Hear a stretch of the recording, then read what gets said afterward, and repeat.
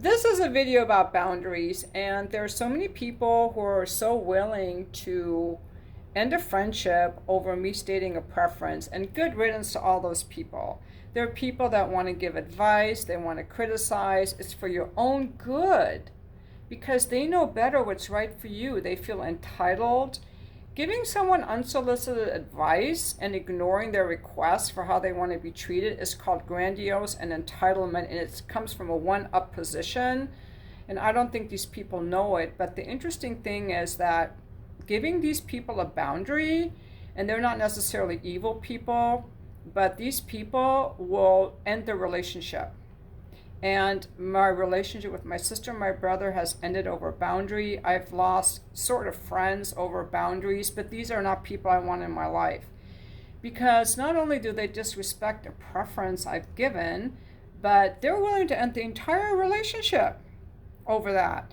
This is what I say. It is so important to not be afraid of giving someone a boundary because you're afraid that they'll get mad at you or that you will lose the friendship. Let these fuckers go. There's the fucking door. Go hit the door, Jack. You know, we give a boundary respectfully. Like, say someone's giving you advice about money. It's like, I'm an adult and I handle my own money. I don't want any advice. Thank you. And say it like that. Use I statements, what you like, what you don't like. And these people who are boundary violators, they'll keep telling you. They will not listen. They will ignore you because they're so used to telling you what to do and treating you as inferior. Advice giving is treating you as inferior because they know better than you. And they're so used to seeing you as inferior that they're going to keep doing it. Or they will get mad. Like, what's wrong with you? I know better. You should listen to me. Or they'll get very angry. Or they'll be like, well, then we can't be friends. That's it. And that's why people don't want to give a boundary, because that's their experience. Now, what should happen if you give someone a boundary? Say I'm telling you how to spend your money or where you should invest, and you come up to me and you say, Sharzad, that how I spend my money is none of your business. I spend my money how I want to spend my money. And then I would say, thank you for taking care of yourself. And that's the right answer. That's the only answer. That is the only right answer. Someone saying, thank you for taking care of yourself. I will not do this again. You're absolutely right. I was way out of line. I thought that I was superior to you. I thought I knew better than you. And you're an adult. You're absolutely right. Thank you for telling me. Because ultimately, healthy people want to make sure that the people they're in relationships with are enjoying the relationship. You know, are you enjoying this relationship with me, or are you just like putting up with things because you're afraid of my reaction? And if you're not telling people your boundary, then you're on eggshells, walking on eggshells, afraid of these other people. You're an adult. You do not have to be afraid. You're not a child anymore. And there's nobody who's your parent that you have to be afraid of. You get to state to people what you like and what you don't like in a respectful way. And they ideally will say, thank you for telling me how you feel. Thank you for taking care of yourself. And they will honor that. And the reason people are so nervous about giving boundaries is because in the past they've had experience of being name-called, overlooked, and people getting angry with them. That's something that happened in our homes probably growing up. But that is not how we should be treating each other. You're allowed to have boundaries. You're allowed to have preferences. And again, a boundary is a way of improving a relationship, of improving the connection. Because now that I know you don't like my advice on money, I'm not going to tell you, and that's going to improve our relationship. Or if you know that I don't like to get good morning texts, you won't annoy me anymore, and that will improve our relationship. So that's why boundaries are so important. They improve relationships. Boundaries are not walls. They're kind of requests for preferences of how I want to be treated, and a boundary is not just what I allow in, it's also what comes out of me.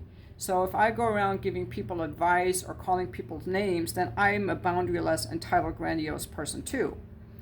But if I just put up with whatever people say to me so I can be nice and I don't make waves, then I am a boundaryless person. Now I'm fawning for your approval. I'm in a one down position of low self-esteem, fawning for your approval, trying to get your approval and putting up with abuse, frankly, just so that you will approve of me, and that's a love dependent, codependent position.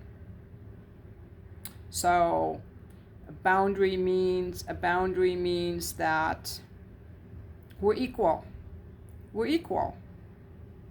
And unfortunately, the world is full of boundaryless people, and I've just been getting rid of them one by one. And they're not bad people. They just don't care about learning about boundaries, and they're willing to sacrifice the relationship with me. So why was I putting up with their bullshit when I give a boundary, they're just willing to toss me to the wind, and all these years I put up with their fucking bullshit. I'm not talking about my ex-husband. He was actually good on boundaries. I'm talking about like my sister and my brother, and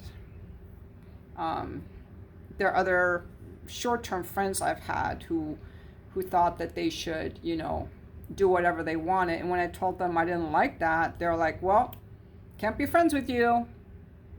Fine.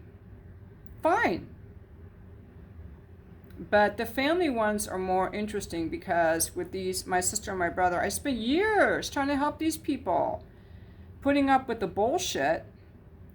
And when I finally give them a boundary about the way that they treated me, when I finally got to the point later in life in my late 50s where I started feeling like, ooh, I don't like how I'm being treated, because I was working on how people treat me, and I gave them the littlest of boundaries, the littlest little thing, done. They were done with me. Done. So there is no benefit in bending over and taking their bad behavior up the ass, so to speak. No benefit.